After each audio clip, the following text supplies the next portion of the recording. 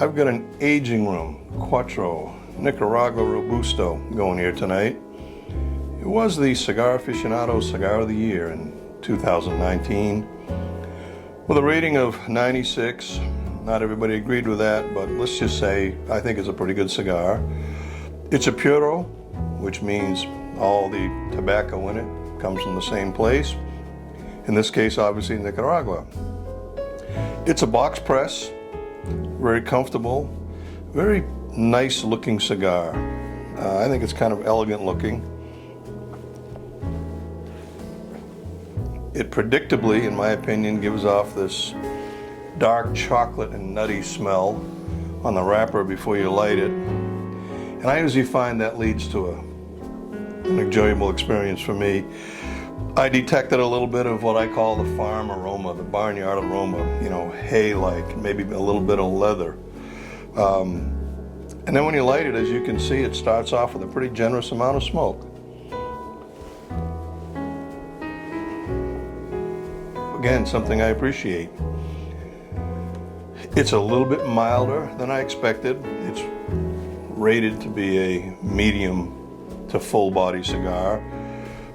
I would say it's a little closer to medium in my book, but it does finish fairly strong. And it gets bolder after you get past the first 3/4 of an inch or so. The draw is very good, it's easy to smoke. And I get the expected flavors that I got from nosing it initially. I do find it has a little bit of spice, a little bit of maybe white pepper at the end. It's got pretty good staying power. Seems to me it ought to be a great candidate to pair with some kind of whiskey, but the question is, what?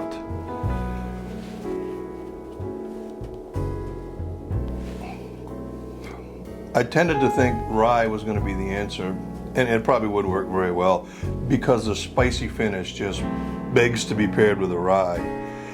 But then again, initially you get that barnyard, cedar, leather components that make me think more of malted whiskeys. So I was thinking, well, I can do a Scotch. And I settled on a Woodford Reserve Kentucky malt whiskey. It's derived from a mash bill of, it's got to be at least 51% malted barley, which this is, 51%. 47% corn, 2% rye. So there's a little bit of rye in there. 45.2% ABV or 90.4 proof. It's fairly user-friendly.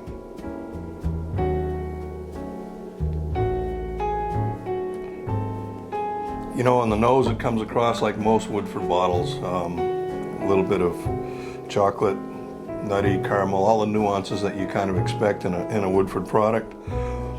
And you get that on the nose and the initial sip.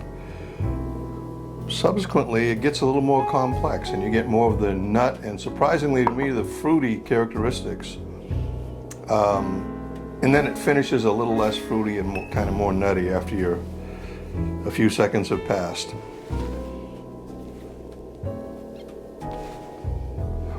After you let it sit on your tongue for 5 or 6 or 7 seconds, hitting the cigar, it actually brings out more of the nutty and leather components. And I suspect that has a lot to do with this particular cigar. Again, this is the Aging Room Quattro Nicaragua. Something I like to do when I taste a whiskey, this one I poured straight from the bottle. I like to aerate them on occasion, particularly if they have some characteristic that I either want to bring out more of, or I want to see if there's something else underlying it, or a characteristic that's stronger than everything else. In this case, I'm getting a little bit of I'm going to call it a sour fruit component. So one thing I like to do is aerate it, like you would do with wine. I just pour it through this little aerator, get some air in it, and that should release some underlying characteristics, maybe different flavors. Could be good, could be not so good. Some people swear by aerating every whiskey. Others say no, they wouldn't do it. I'm sort of in the middle. I do it when I have a reason that I think I want to change something. I want to try something different. In this case, I want to see if I can kill a little bit of that sour, fruity flavor that I'm getting.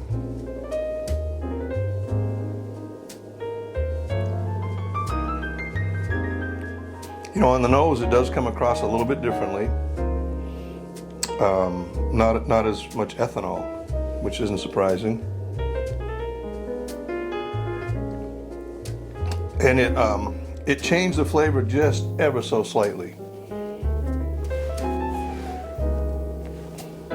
I still am getting a sour, bitter finish, which I didn't expect, to be honest with you. This is new, I haven't tried it before, so you know, I'll try it again in a month or so and see if I think anything differently. But aerating it dulled it just a little bit, but not a lot. But it brings out more of the kind of nutty characteristic, the same one I'm getting from this cigar. So there you go. Aerating it did change it very slightly. You know, in my book, it's very similar to when you add a little bit of water to try to release some of the insoluble oils and stuff in the whiskey to change the characteristic a little bit. And aerating this whiskey did change it a little bit. I particularly like to aerate some Islay Scotches and some of the more bold offerings where there's a wide flavor palette available, but you always don't get it, or you don't always get it, I should say, when you pour it right out of the bottle. So in that case, try aerating it. Maybe the same way you would proof it with a little bit of water. So I think this is a pretty decent combination. To be fair, I like this malted whiskey. I think it's a good offering.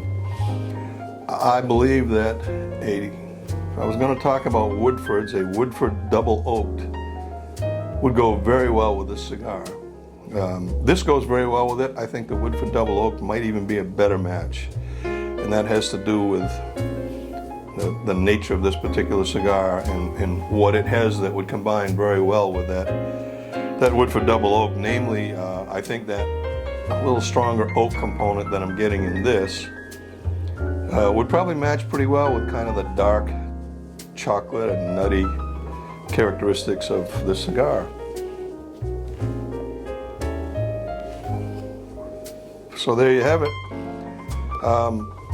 Give this one a try. The Aging Room Quattro, Nicaragua. Comes in 4, I believe, different vitolas. This happens to be the box pressed Robusto. And this Woodford Reserve malt whiskey. They call it Kentucky straight malt whiskey, as a matter of fact. It is aged in new charred oak barrels, so it ought to appeal to bourbon drinkers as well, and it is a close cousin to a bourbon. So I would say, by all means, give it a try. Try aerating a whiskey and let me know what you think. Have a good evening.